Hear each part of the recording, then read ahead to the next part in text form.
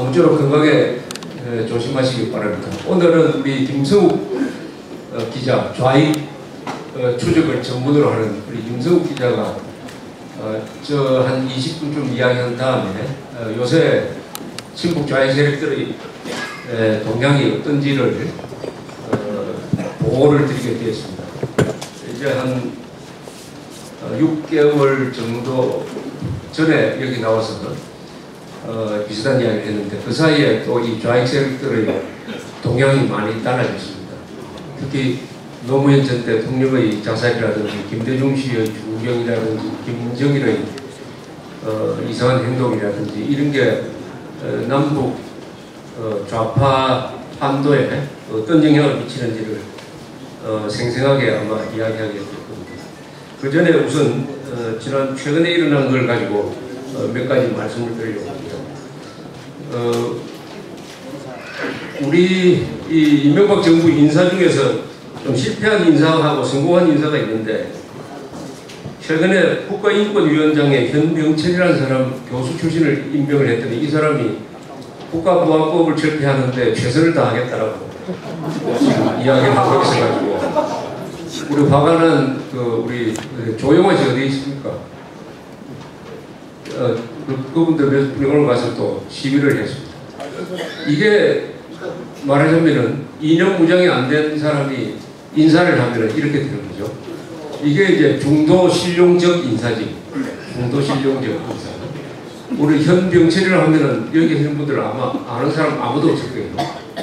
그 자리에는 그야말로 인권을 제대로 아는 북한 동포 인권 문제에 대해서 최선을 다했던 그런 사람이 그 자리에 들어가서 일을 해도 아주 버거운데 우리 지난 10년 동안 애국운동을 하는데 명함 한 분 내지 않았던 사람을 취직 차원인지 모르지만 그 아름아름으로 아마 했겠죠. 그 자리에 해놓으니까 완전히 좌파들의 포로 비슷하게 돼가지고 이런 짓을 하고 있습니다. 그게 직원이 한 300명 되는 아주 큰 조직이에요. 상용자동차 사태 이런 데 나오면 또 현장에 파견돼서 나름대로 인권 침해 상황을 조사를 한답니다. 그래서 항상 결론은 과잉 진압이다 뭐 이런 식으로 보고서를 내가지고 한국 사람들의 생각 있는 사람들의 스트레스를 항상 높이는 역할을 하는 이런 자리에 이렇게 무이념 몰이념적인 사람을 앉혀놓으니까 이런 짓을 한다. 이게 이념이 없으면 사람이 어떤 짓을 하게 되는지 하는 아주 표본적인 사실이라고 생각하는데 관한 사람들이 요새 가서 많은 시위를 하고 있으니까 어떻게 달라질지 앞으로 지켜봐야 되겠습니다. 지난주에 우리 클린턴 전 미국 대통령이 북한을 방문해서 발을 조금 잘못 디뎠다고 해가지고 잡아가서 징역 12년을 때린 그 두 여자 기자를 데리고 갔습니다. 그게 상당히 지난주에 큰 화제가 되었습니다. 아직 거기에 따른 후속 조치가 나올 가능성이 많습니다. 클린턴 전 대통령 하면은 한국 사람들한테 별로 나쁘지도 않고 좋지도 않은 그런 인상을 가지고 있는데 다만 1994년에 제네바 합의를 통해서 김정일이한테 한 번 크게 속은 일이 있었습니다. 거기에는 우리 책임도 있었죠. 그때 사실은 클린턴 행정부는 폭격을 포함해가지고 군사적 대응 조치를 취하려고 했는데 그때 김영삼 대통령이 극구 말렸어요. 그래서 할 수 없이 대화 쪽으로 가서 미북 대화가 되는 바람에 한국은 우영군이 되고 제네바 합의라는 것 때문에 우리가 북한에 원자로를 지어준다 해가지고 상당한 돈을 우리가 써서 결국 떼어 묵히고 말았습니다. 그러나 이번에는 상당히 김정일 만나서 묻지도 않았고 묻지도 않았다는 게 제일 큰 과제가 됐습니다. 묻지도 않았다. 당연하죠. 사실은 악마를 만나가지고 웃음이 나옵니까? 악당을 만나서 무슨 웃을 일이면은 즐거운 일이 있어야 되는데 슬개 빠진 사람이라고 그러죠. 쓸데없이 웃는 사람을 슬개 빠진 사람이라고 그러는데 우리 노무현 김대중 씨가 다 그리고 김정일 만났던 사람들 뽑아보면 다 알 겁니다만 다 웃고 사진 찍고 했습니다. 책임 있는 자리에 있는 사람이 그 표정이라는 게 굉장히 중요해요. 왜냐하면 국민들한테 또 이 젊은 사람들한테 하나의 교육이 되니까 김대중 씨가 김정일을 만나서 웃었다 하는 것 때문에, 그 사진 때문에 우리가 김정일에 대해서 반드시 보복을 하고 복수를 하고 반드시 계산을 하고 사과를 받고 정책을 해야 될 그런 사안들이 그런 이미지 때문에 두리뭉실하게 해서 넘어가 버리거든요.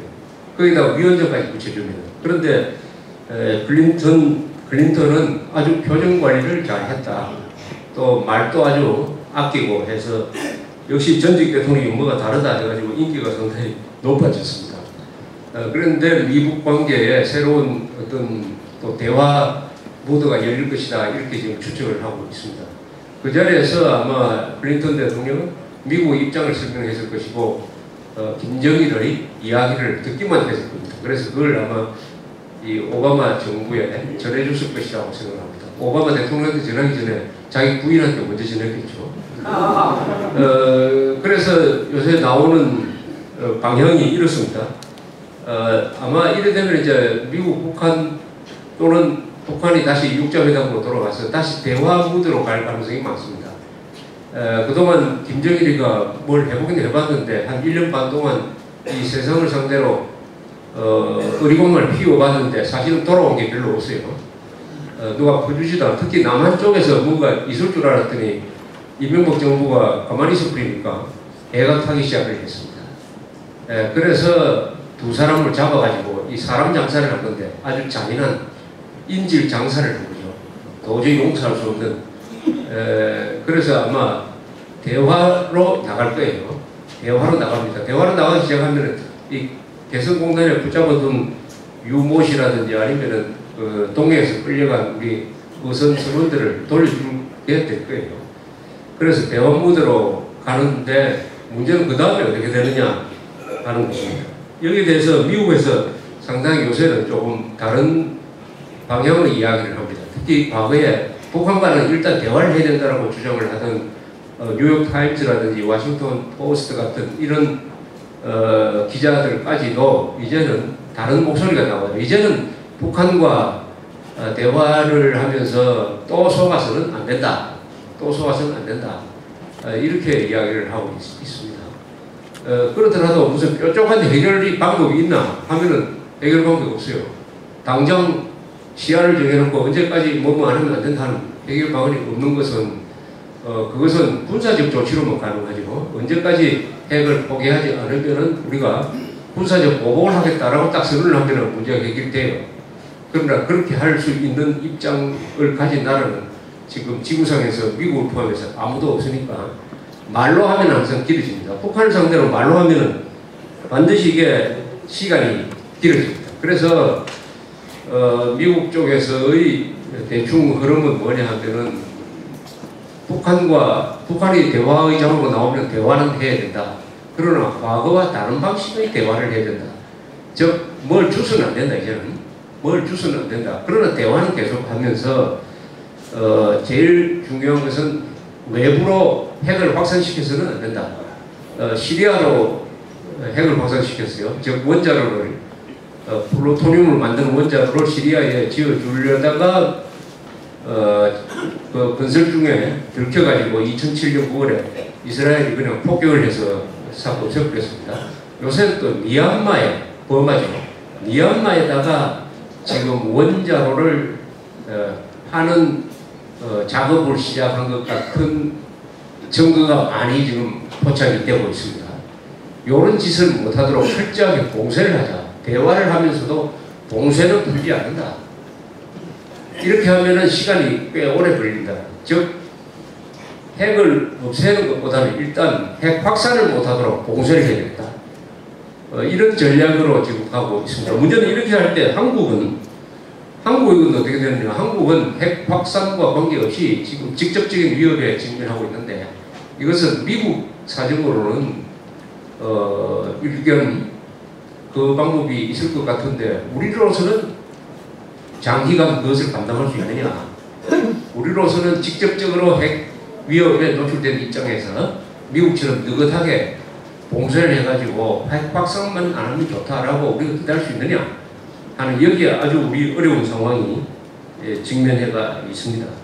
다만 그렇게 오랫동안 대화를 하면서 북한에서의 변화를 기대한다. 북한에서 무슨 급변 사태가 났을 때 그것을 즉각 이용할 수 있으려면 대화 채널이 유지되는 것이 좋다. 이렇게 지금 가닥이 잡히고 있는 것 같습니다. 그런데 이 핵 문제만 나오면은 중국을 통해서 뭘 해결해야 된다 이런 이야기가 나오는데 중국한테 압력을 넣는 방법이 여러 가지가 이제 나오죠. 뭐 일본이 핵무장을 한다, 우리가 핵무장을 한다, 대만이 핵무장을 한다 이런 이야기를 했을 때 과연 중국한테 먹히겠느냐? 중국 입장에서는 그것을 압력으로 생각하지 않읍시다. 중국에서는 일본이 핵무장한다는 것은 절대로 있을 수 없다고 생각합니다.